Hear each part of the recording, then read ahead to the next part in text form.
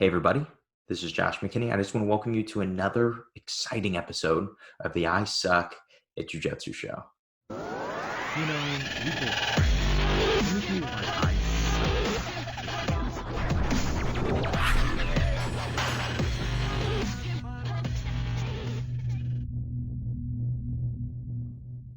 Today is my favorite day. Not my favorite day, my favorite episode to record. My favorite episodes are always the question and answers.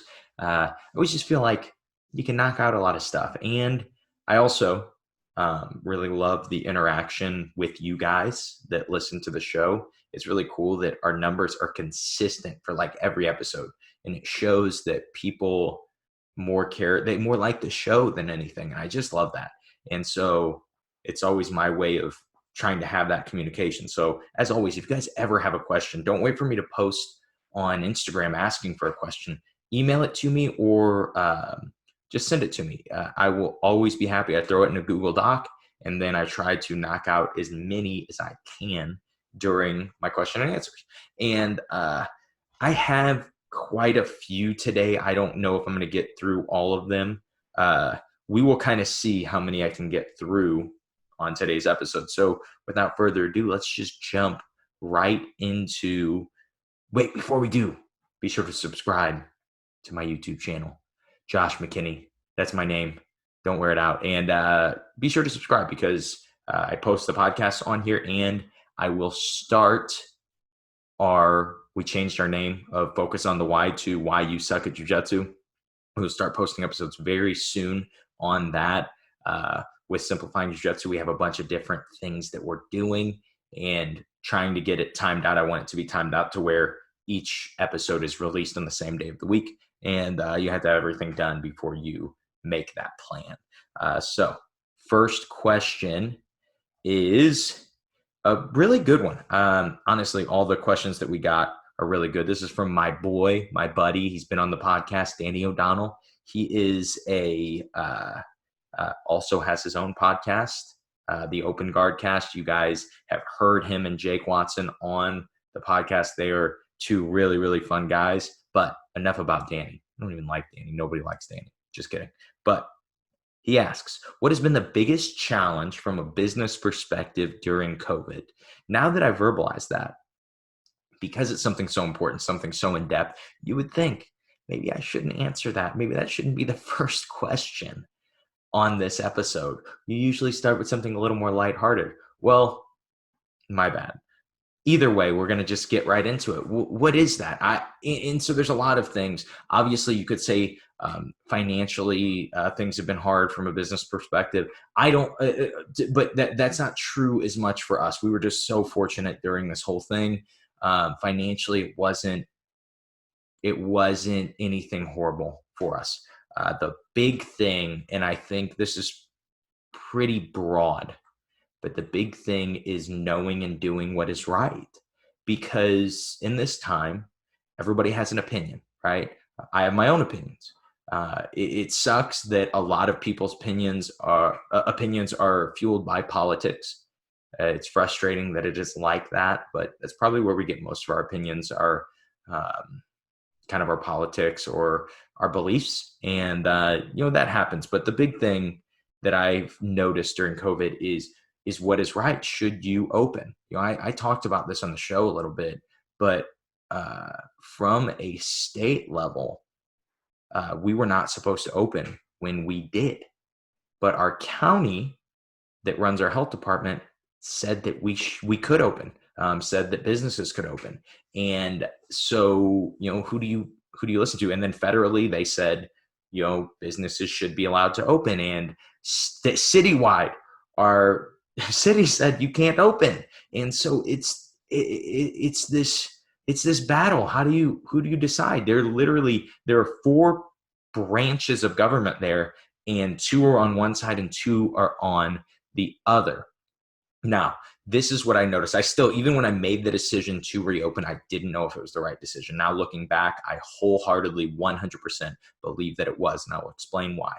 I had multiple students come up to me once we reopened and tell me that they had to either get on antidepressants for the first time or get back on antidepressants that they had gotten off of during COVID. And I'm not somebody who's going to say, oh, jiu-jitsu cures all or something like that. That's ridiculous. But being shut in your house away from your friends is incredibly bad for you. And if you had that option, if our gym was open, man, I don't remember the exact statistic. It was either 42 or 46%. I want to say it was 42%. They did a really, really big study. And they said during quarantine, like 42% of people contemplated suicide during quarantine. And you can say it was fear. You could say it was being shut in. I don't know. But I do know this. When everybody got back to the gym, you saw bigger smiles than you have ever seen on anybody's face. You see these guys that are so excited and you say, well, aren't you worried about them dying? Yes, I am absolutely afraid of them dying. But that 42% of contemplating suicide percentage, when I saw that, it wasn't even close. There was a study, 0% of athletes have died from COVID. 0. That is a crazy statistic. I'm not saying don't wear a mask. I'm not saying do whatever you want. All I'm saying is for my specific situation as a leader of a jiu-jitsu gym, I was doing more harm than protecting by keeping the doors closed and not allowing people to train. I wholeheartedly believe that. And people always have an opinion of, no, you shouldn't open your gym, or you should open your gym, or my dad runs a church, right? And they deal with that same stuff. You shouldn't open, you should open. And things get, obviously, around election time, they get much, much more aggressively on one side or another. But what you notice is the people that are telling you how you should and shouldn't live your life, they're not in leadership. People that are not in leadership, they have no business telling people how to live their lives. If you are only responsible for you and you are telling other people how they should live their life, how I would say, not maybe you're not only responsible for you. If your decisions only affect you, you don't know what it's like to be a leader. And there's nothing wrong with that, but don't tell people how to live unless you make decisions that directly affect other people. Anybody in a position of leadership, whether a business owner, whether in, just there are all kinds of different places of leadership. Even people that don't own the business, even people that are employees, they have people underneath them. If you have never been in that situation, don't tell people how to live. Don't tell people how to, even if you have been in that situation, don't tell people how to live. I think if you have experienced that, you're less likely to tell other people how they should be living, because the truth is, it's just, who knows what's right now. The big thing is our mission statement at our gym is our current customer is our number one priority. And I will do anything to help my current customer, because my current customer is my current student. They are my person underneath me in jiu-jitsu, and I will do anything to help them. And that includes opening the doors so they can train again. And they're adults. They can make their own decision. That has been the biggest thing. The biggest challenge is that decision. Am I being right or am I being wrong? If something came out, if the death rate started to go up or something like that, I would probably have to reevaluate, right? But the death rate is going down still. And so I don't reevaluate. I still keep my doors open. We still do jiu-jitsu. That has been the biggest problem, and that has been how I've tried to deal with it. Next, if you had to put a BJJ Mount Rushmore, who would you put in it and why? This is super hard, because I think I've answered this for competitors, but I don't think I've ever done just a broad jiu-jitsu Mount Rushmore. And so I'm going to say mine. And it actually, and I look at it like, These are the people that made jiu-jitsu what it is today. Okay. And so this is not a hill that I would die on, because there are so many different people that are responsible for it.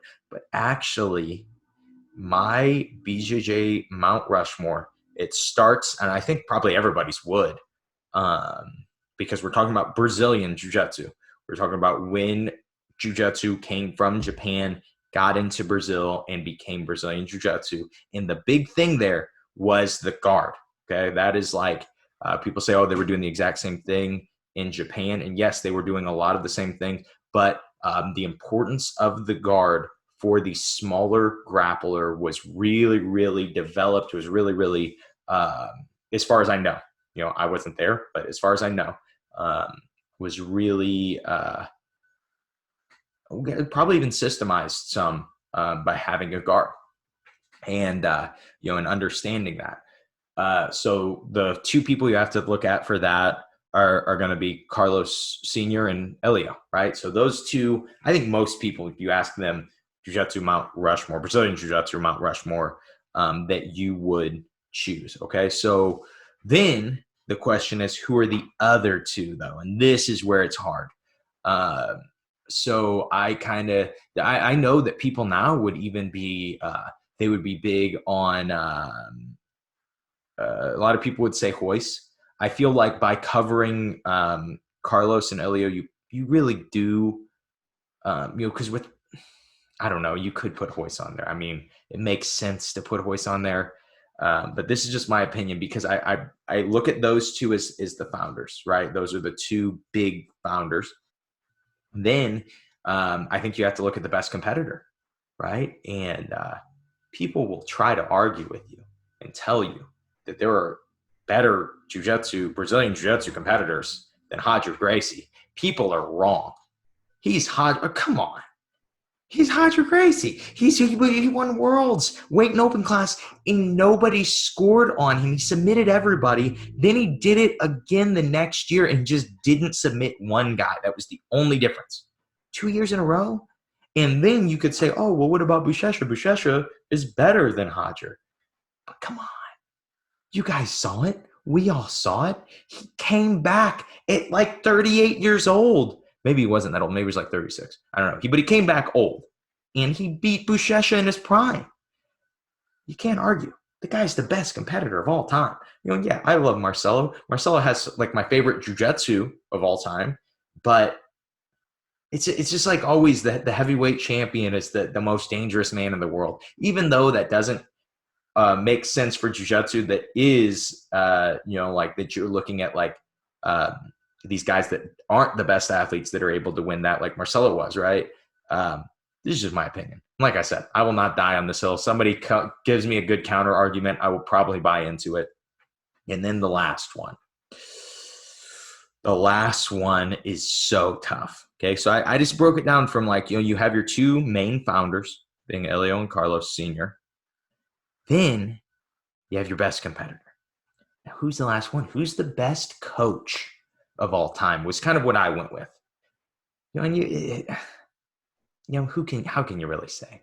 How can you really say how much of it is coaching? How much of it is coaching, or how much of it were you just fortunate the environment that you created and you got a bunch of already good guys to come in and develop? I don't know. It's so tough. It's so tough to decide, but this is who I went with. And I know a lot of people's opinion right now is that the best coach in jiu-jitsu is John Danaher. I think I like that right now. Maybe the best. Maybe, he's made this huge impact on jiu-jitsu. He's incredibly good at explaining things. But here's the question. Did John Danaher make John Danaher? Or was it Renzo? Because if you look at Renzo's, his group of black belts, I'll just naming John Danaher, who is who still teaches at Renzo Gracie Academy, and Sean Williams. Honestly, like out of people that I've actually seen teach, and it's hard because maybe they're guys that are Brazilian are really good teachers, but because maybe I don't speak the language, or there is a language barrier because they don't speak as good of English, maybe they're not as good at teaching as they are in Portuguese. Maybe that is. But if you look at Renzo's guys underneath him, Sean Williams, I know for me personally, I did a Sean Williams seminar before. I think I've told this story. And I don't think that any seminar has ever affected my jiu-jitsu more than that seminar. His way of teaching was awesome. His way of explaining hand fighting and framing was awesome. But his way of explaining rolling without strength changed my jiu-jitsu completely. I didn't realize that not only did you not have to go as hard as you could on everything, but it will actually make you better to use techniques that don't require strength, because then when you add strength back to them, then they become incredibly effective. I never realized that. And I was a purple belt when I did that seminar. So I would say my fourth person on the Mount Rushmore is Renzo Gracie. And people may disagree. I just like the well-roundedness of, the guy was an MMA fighter. The guy is good jiu-jitsu, and the guy is a coach. I really think he's one of the most influential coaches, because you look at the guys that he influenced and are now coaching. And maybe it was just that room. Maybe they just had the right guys. I don't know. But I really think that that's who I would put as my fourth person. This is just my opinion on the Jiu-Jitsu Mount Rushmore. So next question. I understand techniques very quickly, but I don't feel them nearly as fast. So this is a tough one, because what is feeling? I assume when you say feeling that this was a question from my good friend Remington Knight. I didn't say that. And also the last question was from my new adopted, I went to an MMA show. They had some jiu-jitsu events, and I adopted this white belt that doesn't train with me. His name's Nicholas. I think I'm going to probably get rid of him. I actually bought him for $1. Weird situation. But anyway, he asked the last question, the Mount Rushmore question, that was really hard for me to answer. So that makes me hate him. But my boy Remington wants to know, he understands a technique very quickly, but he doesn't feel it nearly as fast. And so I would guess, honestly, this would be something I would need to ask a lot of follow-up questions for, just to make sure that we're on the same page. But I will guess this. I will guess the reason that this happens is because you are trying to when you say feel, you probably mean get good at a technique, right? I think that that's super important. It's like, because I know a lot of techniques. I'm only good at, a group of techniques, and I'm only great at like 5 techniques, right? What makes you great is, I think, having a good way of getting to those techniques, and then obviously having a high success rate with it. And so I'm assuming you're trying to get good/great at these techniques. Well, the important thing to remember is that it takes a long time to get good at a technique.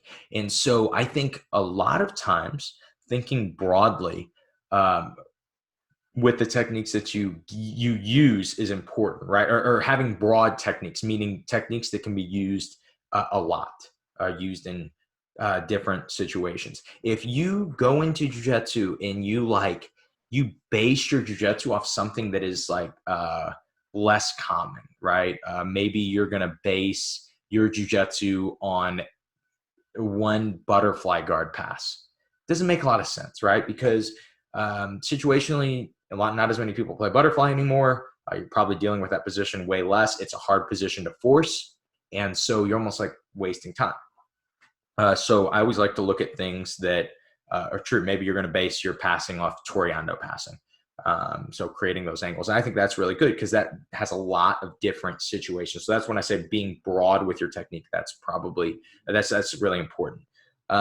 So like you're choosing a technique, but then the important thing is staying on that one technique. Because if you're understanding a lot of different techniques over and over and over, but you're not focused on mastering these techniques or getting great at these techniques, these few techniques, then you're trying to get good at everything at the same time. And it's almost impossible to get good at everything at the same time. It's hard to even be well-rounded in jiu-jitsu from just a top/bottom perspective. Like, I have a good guard and I have good guard passing. That's very hard to do. And we look at like the best guys in the world and they're able to do it. But yes, these are the best guys in the world. They train jiu-jitsu full time. Understand, if you are not training full time, that's when you have to be more efficient. That's when you have to focus more on less. You have to get good at less techniques because you just don't have time to focus on more. So try to choose your techniques. It is very broad things, right? And when I say that, like, I don't mean just say, okay, I'm a guillotine guy now. I'm only going to focus on the guillotine. And then you have, you set up your guillotine and you have a darce available because they're defending the guillotine, and you don't do the darce because you're like, oh, I'm just doing the guillotine, right? Like, I would think of like hugging the neck in that situation is kind of, it's a broad technique together, right? Using the guillotine to pass, using the guillotine to sweep, using the guillotine to submit, and doing all these things. I think that would be really important to getting good at that position and getting that feel of that position. But usually the biggest problem that people have when it comes to like, oh, I'm not getting good at what I'm trying to work, is because they're trying to work too much stuff. I would, for lack of a better term, simplify jiu-jitsu, and I would just focus on one thing. I would just focus on getting good at that, finding yourself getting good at that one thing, and understand that it takes a while to get good at one thing. There are different modes. So I'm going to verbalize it so then I actually am forced to do it. I've been putting this off. But there are all kinds of different methods. I've talked about a few of the methods I use to get good at jiu-jitsu. And we talked at the first episode I ever did was on the end goal method. That's still my favorite method to get good at jiu-jitsu because it's just very organic and it's very fun. You can create your own game. But I think I'm going to write out, I think I have like anywhere from like 5 to 8 methods, depending on how I would want to write it out, but write out every different method that that I use personally to get better at jiu-jitsu, and have them all separate, because it's very hard.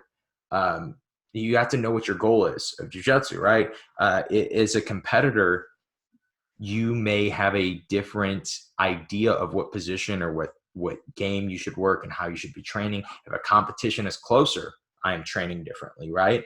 So when it comes to understanding and mastering these techniques, I think first you look at why am I trying to master these techniques? And then you really, really, really need to make sure that if you have that defined goal of you want to compete or you want to do whatever, then it lets you focus in and really zone in and get better on those specific techniques.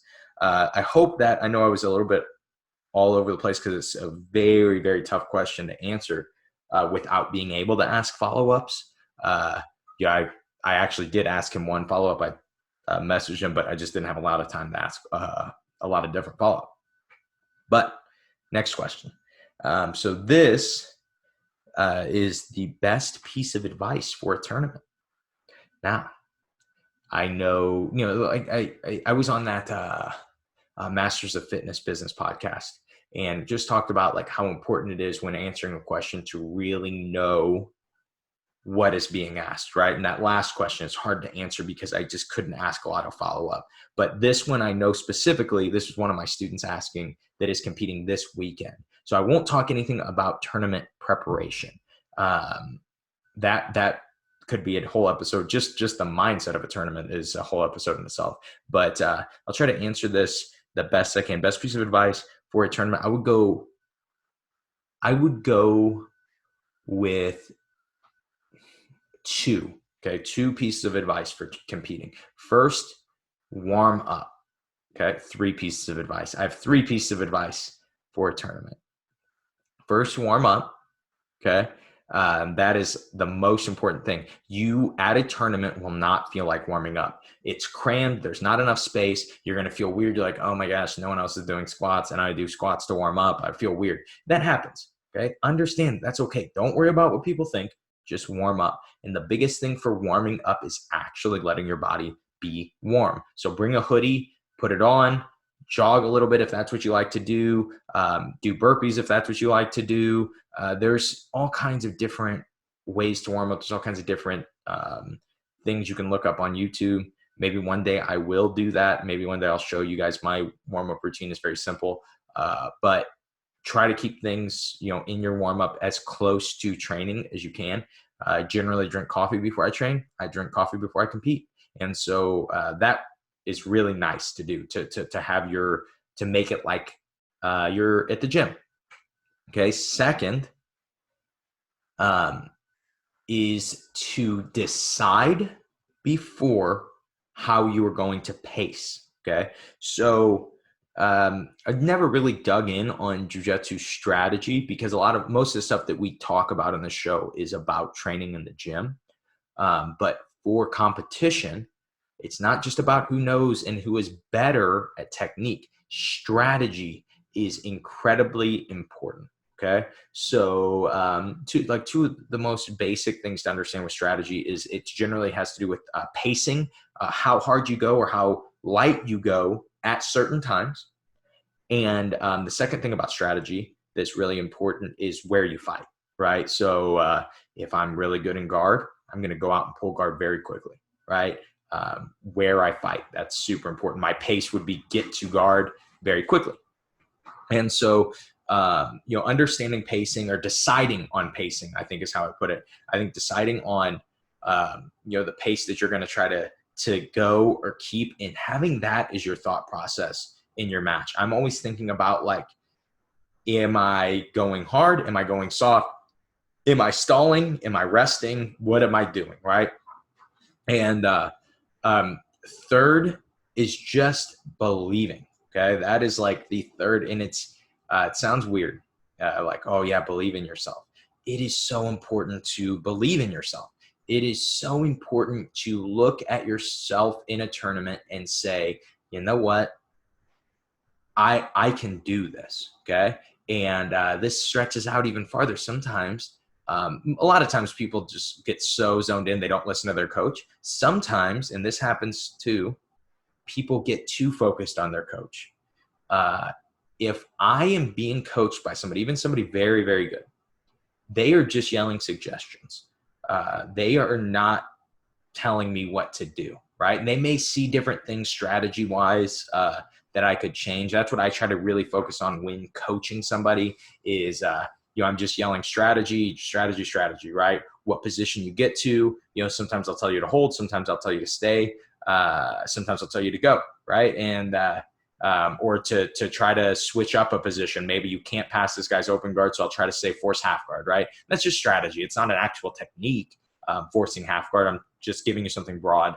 But if I say go Kimura and you don't feel like the Kimura is there, you should not go Kimura. You have to trust yourself. You just have to say, hey, I'm the one out here. I'm the one putting it on the line.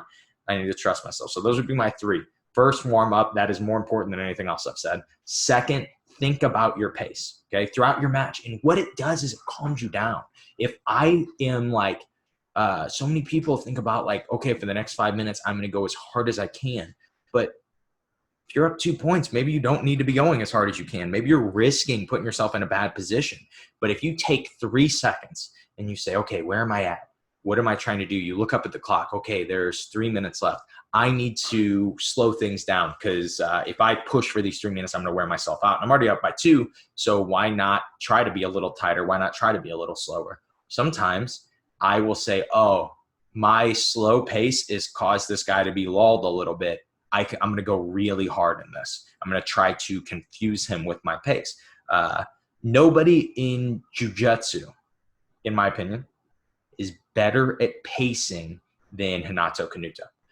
If you guys watch the strategy that he plays, and everyone thinks like, oh no, he just goes super hard and super fast. Renato Canuto runs away from his opponents so much. And it's this genius strategy, and people don't catch on to it. I myself did not catch on to it when I fought Renato Canuto. You want to chase. You want to chase this guy. He is running away from you, and so you chase, and he dodges you, and you chase, and he dodges you, and then you chase, and he kicks your ankles out. And you're like, oh, man, I was running forward there, wasn't I? Dude, that is so important when it comes to training, when it comes to competing, is understanding pacing. It just like, so you just try to be cognizant of it. Understand you're going to be a white belt at pacing, just like you're a white belt at jiu-jitsu in your first tournament, but try to always acknowledge that, always understand it. Right. And then last, believe in yourself. Make sure that you believe in your technique, believe in your preparation. You may lose, but that's okay. Just go out and believe you put in the work. Don't try new stuff. Don't try weird stuff. That is not believing in yourself. That's being like, oh, I need to surprise this guy with a flying triangle. Don't do that. Go out and believe that your jiu-jitsu training has been enough. And maybe it has, maybe it hasn't, but go out and try your best. So I think we're at half hour here. I'm going to go. I had 3 more questions that are just on my list. I'll see. Yeah. We'll try it. Okay. So, first question, we'll do, there was a lot of like comments under this, but, we'll just go with it. Why don't most academies publish specific criteria or curriculum for what each belt should know? And so this is an interesting question. Okay. So, some gyms do that, right? If you ever look at, I think is it Gracie Online or Gracie University, or how Gracie University Online? I don't know. Hinter and Huron's site. Personally, I think that is, if you were going to pay for a monthly content site, I know because they have some self-defense based stuff, people do not, they don't like them. But if you talk about dominant position, side control escapes, back control escapes, those positions, they're not as, I don't feel like they're as in depth when it comes to guards as Mendez Brothers Online, right? In competition jiu-jitsu, guard becomes way more important than in self-defense. But what happens is some guys suck at, once they get put in side control, they don't know how to escape. Or once they get on top in side control, they know how to hold for 3 seconds, but they don't know how to finish. They don't know how to keep the position. And they do such a good job of explaining that and teaching guys that, how important dominant position is, and how important inferior position is, and being good at defending yourself in those positions and escaping. But when it comes to criteria, they have this, like, they have a white belt criteria. These are the things a white belt should know. Keep in mind, it's just opinion. You can't, and it was actually part of the question. The question was longer, but someone had given the answer, well, jiu-jitsu is an art. You can't put it into a box. I think that is true. Okay. Jiu-jitsu is an art. You cannot put it into a box, because you can have guys that are blue belt level that aren't good at certain positions, that maybe a black belt, their opinion would be like, oh yeah, you should be good at this position. You should be proficient at this position. So what I would say is this: I would look at your jiu-jitsu, you go to your gym, and you look and say, well, is there a rhyme or reason to belt promotion? At my gym, I have a criteria. Not all my guys know it. It's not posted, but I have a criteria for promotion, and none of it has to do with technique. Okay. It all has to do with positional mastery, right? So the first thing for a blue belt, this is the only criteria that I have for a blue belt. I need you to be high-level blue belt at one move. High-level blue belt, not this guy is kind of a blue belt everywhere, because it takes too long to develop, and I don't think it is the best way of learning. I need you to be very, very good at least one thing. If you do that, you will get your blue belt at my gym. Yes, this works for me. Yes, I have very, very good blue belt competitors. We're still new of a gym. I've been around like 4.5 years, so I have not gotten people from white all the way to past purple. So I don't know if I will have anybody that's a good brown belt competitor that has been under me the entire time. I have good brown belt competitors, but they're also transplants too. Anyway, the big thing is one move. That's all. And I know that sounds crazy, but this is actually a Marcelo Garcia thing. Marcelo Garcia says, if you can get really good at one move, then you can get good at the next move. You know how to get good now, because that is my job as a coach. I'm going to show you my technique. I'm going to show you my opinion. I'm going to show you the tips and tricks that I have developed.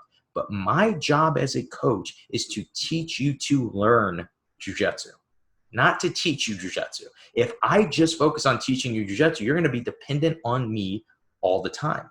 My blue and purple belts get good whether I am at the gym or not, because they are starting to understand how to understand and get good at jiu-jitsu.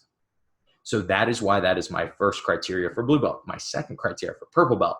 This is tougher, right? Purple belt is what would be considered the first professional belt. If you see most professional level jiu-jitsu, I mean, you see good purple belts beat black belts commonly. That is not uncommon at all. So I think you should be high level purple belt at two aspects. I wouldn't say positions, two aspects of jiu-jitsu.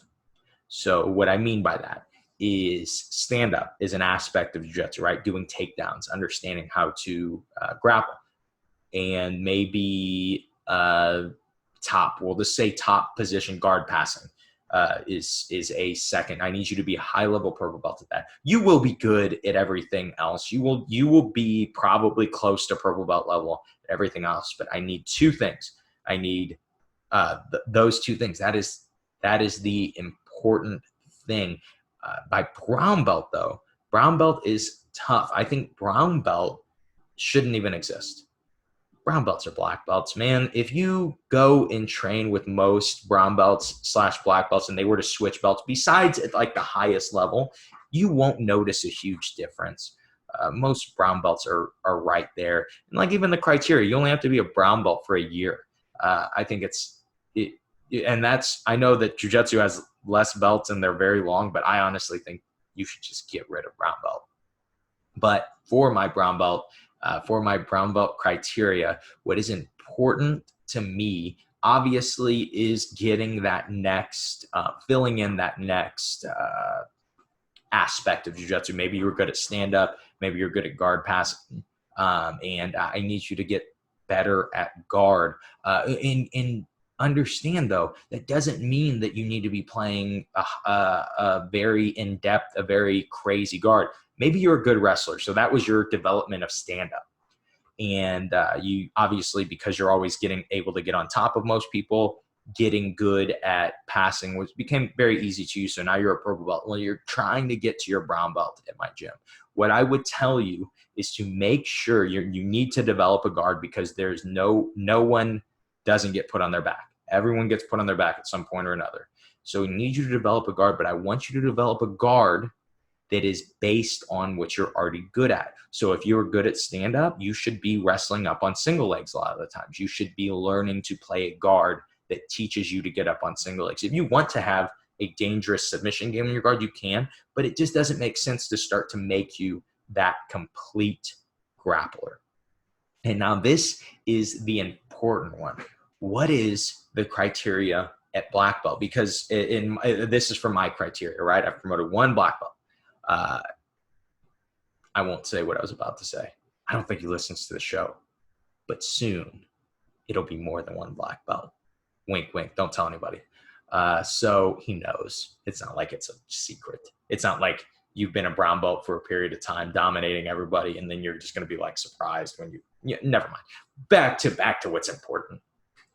The big thing for me with a black belt is that you now understand your game and have made your decision of where you want to carry your black belt at. That's what I mean. Like carry your black belt at. Are you going to be a competitor? Are you going to be a coach? Are you going to be both? Are you not going to be either? Do you just want to be one of the guys at the gym? All those things are totally okay. Are you going to be a combination of those things? But having that definition of what you want out of jiu-jitsu, because as a black belt, you should start contributing to jiu-jitsu. So you need to know what you want to do. Do I want to be a coach? Then you don't have to have it planned out. You don't have to say, well, I want to be a coach, so I'm going to open my gym at this location. You don't have to do that for my school. But in my school, the big thing is that you know what you want to do. You know what you want to accomplish through jiu-jitsu. I think that's incredibly important. And I'll do one more question. I'm running out of time. And so I like this one just so I can address it. And I guess I can plug something onto it. So the question was, why didn't you talk stand-up in the essentials of jiu-jitsu? If you guys have my Simplifying Jiu-Jitsu ebook, if not, you should get it absolutely free. simplifyingjujitsu.com/opt-in. The link will be in the description, the bio, whatever you want to call it. The link will be somewhere for you to click, and you can get that Simplifying Jiu-Jitsu ebook absolutely free. But we talk about the essentials of jiu-jitsu, the 5 essential positions of jiu-jitsu. Why didn't I talk about stand-up as those 5 essential positions of jiu-jitsu? And the truth is, because you can do jiu-jitsu with no stand-up. It's very easy. You can fall on your back. You can grab somebody and fall over. You can do jiu-jitsu with no stand-up. You can't do jiu-jitsu without those 5 positions that we put. You without an understand. If you understand stand-up and you understand every other position, but you have no understanding of defending yourself from the back and getting your back taken, you can't do jiu-jitsu. You are going to be in a lot of trouble because you will force yourself to get your back taken, right? So that is, you can do jiu-jitsu. Jiu-jitsu can be performed with little to no knowledge of stand-up. That's not saying that stand-up is not important, especially for self-defense and then for competition. Stand-up's incredibly important. But that's why I didn't name it essential for jiu-jitsu. On the stand-up note, though, I'm still not allowed to say who it is. You guys should know. You guys should know who it is. But Simplifying Jiu-Jitsu, the next course that we're coming out with is Simplifying Takedowns. It is, I got to be a cameraman on this one. I didn't have to, I'm glad I was not an Uki on Simplifying Takedowns. We filmed in our Jerseyville location because they had a subfloor in their main room. And I'm still, even with the subfloor, I didn't want to get taken down 50, 60, 70 times in a day. That sounded horrible. But we got it filmed. We got it all done. It's being edited right now. And hopefully, I bet by September we will be able to release it. But it is honestly, without a doubt, the best takedown instructional ever. It is it's takedowns from the perspective that you've never done a takedown before, from the perspective that you've never even stood in a wrestling position or a judo stance at all. Okay, so you have no idea. And it goes from there. It's broken up into like 3 slices. It goes from there to high level takedowns. And man, I'm so excited about this one for 2 reasons. It's the first one, Simplifying Jiu-Jitsu, that a course that is not me. And that is super exciting. That was the whole reason for starting Simplifying Jiu-Jitsu. If not, it would have just been joshmckinneyjujitsu.com. Nobody would buy that. That sounds horrible. But we were able to record with somebody with a 76% takedown percentage. That's a lot. Like, think about that. 3 out of every 4 matches, this person, he or she, gets a takedown. And that is whose brain we were able to pick. The level of instruction, level of depth in that is just exciting. You guys are going to love it. And I know that is a huge hole. And that's why Rob was the one who asked about why I didn't go over the takedowns and the essentials of jiu-jitsu. And that is something that he asked about. But like, the reason he asked, I'm sure, is the reason most people ask, because most people in jiu-jitsu's takedowns suck. They suck. I honestly, I learned stand-up all through feel, all organically, by getting taken down a bunch. But we had a lot of high-level wrestlers where we trained at before my coach switched switch to a different gym. And I learned how to do that, and I'm good at stand-up simply because of athleticism. It is not, there are things technically speaking in grip fighting that I do have a good understanding of, but nowhere near the understanding that I have of any other position in jiu-jitsu. And so getting to see somebody that actually had that level of understanding from the stand-up position, and just getting to watch and see what he was teaching or she was teaching was insane. It was so much fun. I really loved doing that. And I really learned a lot getting to film. And so I hope that one is good for you guys. I hope you guys like that one. And you're excited about it, because I know so many people struggle with takedowns and they don't want to talk about it. They're like, they just like, we'll avoid it. But this is a really good this is a really good course to get you out of that. And that is all I have for you guys today. I hope you guys liked the question and answer today. I know that the question and answer format could be hit or miss. Some of the questions you may not like, you don't care about. Some of the questions, like the Mount Rushmore, right? That's just my opinion, right? Someone's just asking my opinion on something. But I hope that you guys got something out of these. Hope I could shed some different perspective or different light on just some of the things you deal with in jiu-jitsu. I hope you guys liked it. Hope you guys have a great weekend, especially you that ask about competing and you are competing this weekend. I hope you have a great weekend on the medal podium, mainly because you are my student. If you weren't my student, I'd be like, screw this guy. But I also hope that you guys suck just a little bit less at jiu-jitsu.